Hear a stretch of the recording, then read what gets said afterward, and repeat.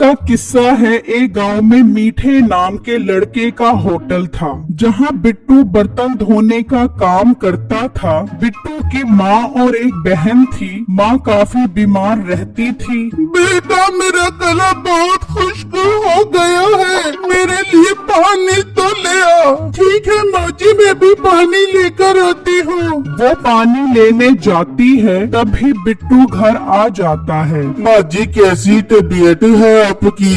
बेटा, तबीयत कहाँ ठीक होने, मेरी बहन की शादी की टेंशन मेरी जान ले लेगी। माँ जी, ऐसी बातें मत करें। मैं मीठे भाई से कुछ पैसे उधार मांगता हूँ, जिससे आपका इलाज करवाऊंगा। बाकी बहन की शादी के पैसों का भी बंदोबस्त हो जाएगा। अल्लाह पर भरोसा रखो आप। फिर अगला दिन होता है और बिट्टू होटल पर आता है। मोटे, टाइम देखा है तूने? इतनी देर लगा दी आज होटल पर आने में। मीठे भाई, मेरी माँ की तबीयत खराब थी, इसलिए देर हो गई। ठीक है, कल से देर न हो। चल मेरा पोता, अब काम पर लग जा। वो मीठे भाई, मुझे कुछ पैसे उधार चाहिए थे, माँ जी का इलाज करवाना था। ओ मोटे पेट वाले गेंडे, एक तो तू काम पर देर से आता है, ऊपर से उधार पैसे मांगता है। तू शाबाश, निकल मेरे होटल से और कहीं और जाकर काम ढूंढ। नहीं नहीं मीठे भाई, ऐसा मत करो। तू निकल यहाँ से, वरना धक्के मार मार के निकालूंगा। बिट्टू उदास होकर वहाँ से चला जाता है और एक जगह पर आकर बैठ जाता है और सोचने लगता है, ऐ मेरे अल्लाह, मैं काम से भी गया, अब मैं क्या करूँगा? अब तो मुझे कहीं और काम ढूंढना पड़ेगा। बिट्टू हिम्मत नहीं हारता और काम ढूंढने निकल पड़ता है। तो वो एक परचून की दुकान पर आता है। जी भाई, क्या चाहिए आपको?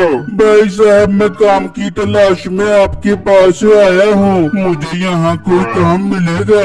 नहीं, मेरे पास तो यहाँ कोई काम नहीं है, और इस गांव में ठाकुर साहब है, जिन्हें मैं हर महीने राशन पहुँचाता हूँ। उन्हें मजदूर की जरूरत है। वो दूसरे गांव में अपने लिए एक छोटा मकान बनवाना चाहते हैं। भाई, आप मुझे ठाकुर साहब के पास ले चलो, मैं आपका बहुत बड़ा एहसान मंद रहूंगा। ठीक है, तुम कल जल्दी आ जाना, मैं तुम्हें ठाकुर साहब के पास ले जाऊंगा। भाई, आपका बहुत बहुत शुक्रिया, मैं कल जल्दी आ जाऊंगा आपके पास। ये कहकर बिट्टू वहाँ से निकल पड़ता है और घर आ जाता है। भाई, खैर तो है, आप इतनी जल्दी घर क्यों आ गए? फिर बिट्टू अपनी बहन और माँ को सारी बातें बताता है। पर बेटा, ठाकुर साहब के पास तुझे काम तो मिल जाएगा ना?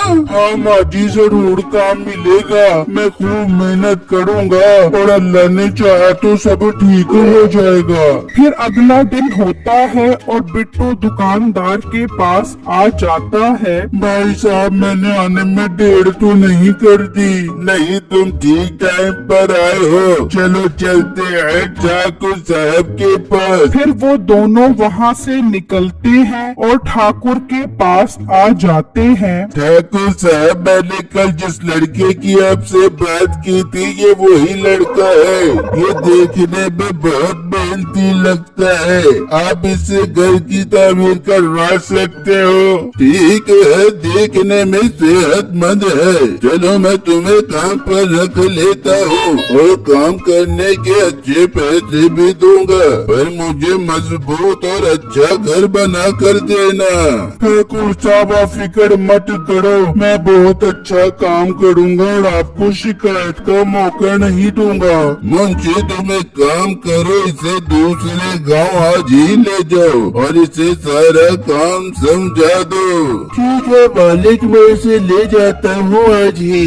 फिर मुंशी बिट्टू को दूसरे गांव की तरफ ले जाता है और बिट्टू को सारा काम बता देता है और बिट्टू सारा काम समझकर खुदाई शुरू कर देता है। है, जबकि दूसरी तरफ मीठा अपनी बीवी के साथ बैठा होता है। बेगम, जब से मोटे बिट्टू को काम से निकाला है, सारा काम ही मुझे खुद करना पड़ रहा है। तो बेटे तो कोई और दूसरा मुलाजिम ढूंढ ले। बेगम, और लोग बहुत ज्यादा पैसे मांग रहे हैं काम करने के। तो बेटे तू बिट्टू को दोबारा काम पर रख ले भी हो। बेगम, अभी नई नई बात है, अगर उसके घर गया तो वो नखरे करेगा। कुछ दिन बाद जाता हूँ उसके घर। फिर शाम हो जाती है और बिट्टू अभी तक खुदाई कर रहा होता है। हाँ, मैं बहुत थक गया हूँ, थोड़ी देर आराम कर लेता हूँ। फिर बिट्टू वहाँ से जाता है और आराम करने लग जाता है। इस तरह कुछ देर गुजर जाती है तो बिट्टू की आंख खुलती है और वो दोबारा खुदाई शुरू कर देता है। तो उसकी कुल्हाड़ी किसी चीज से टकराती है। जब वो देखता है तो एक बड़ा सा बक्सा होता है। बिट्टू उस बक्से को खोलता है तो उसमें एक तलवार होती है। ये तलवार इस बक्से में क्या कर रही है? मैं इसको ठाकुर साहब के पास ले जाता हूँ, क्योंकि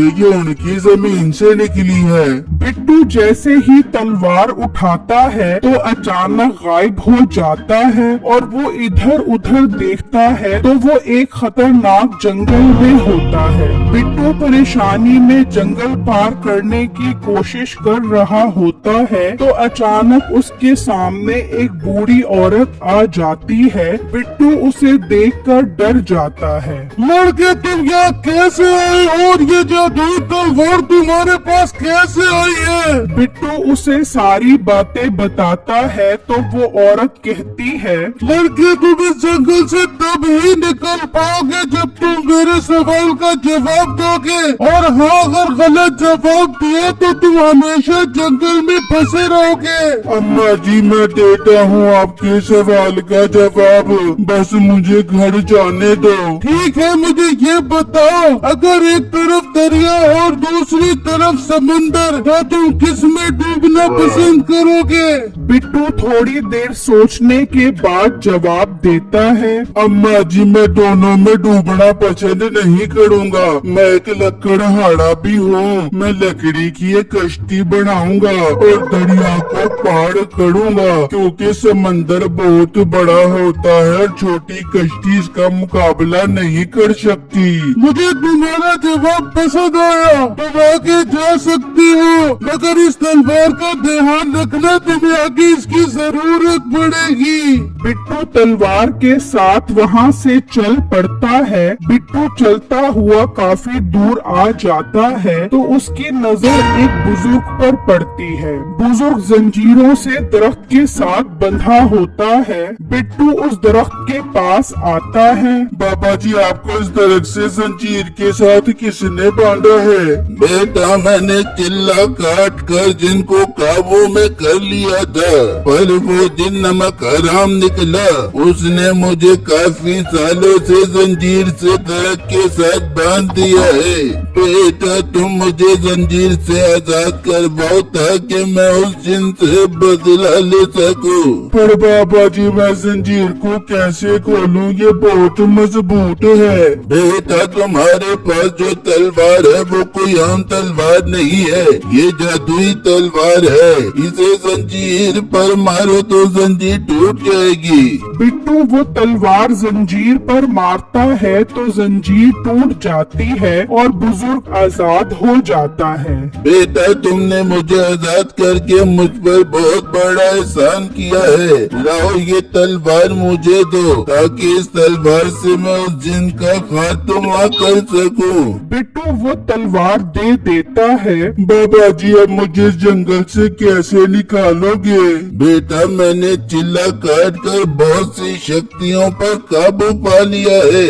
अब तुम्हें जादू से तुम्हारी मंजिल तक पहुंचा देता हूँ। बुजुर्ग कुछ पढ़ता है तो वो दोनों गायब हो जाते हैं और ठाकुर वाली जमीन पर आ जाते हैं। बाबा जी, आपका बहुत बहुत शुक्रिया कि आपने मुझे यहाँ पहुँचा दिया। बेटा, तुम मुझे अच्छे और मेहनती लड़के लगते हो। मैं तुम्हें कुछ देना चाहता हूँ। अपने दोनों हाथ ऊपर करो। बिट्टू अपने दोनों हाथ ऊपर करता है तो एक कुल्हाड़ी उसके हाथ में आ जाती है। बेटा ये तुम्हारा इनाम है मुझे आजाद करवाने का। तुम इस कुल्हाड़ी की मदद से अपना काम आसानी से कर सकते हो। बस इसे हुक्म देना तुम्हारा सारा काम कर देगी। हाँ एक बात का ख्याल रखना ये कुल्हाड़ी तुम्हारे अलावा कोई और इस्तेमाल न करे वरना उसे बहुत नुकसान होगा।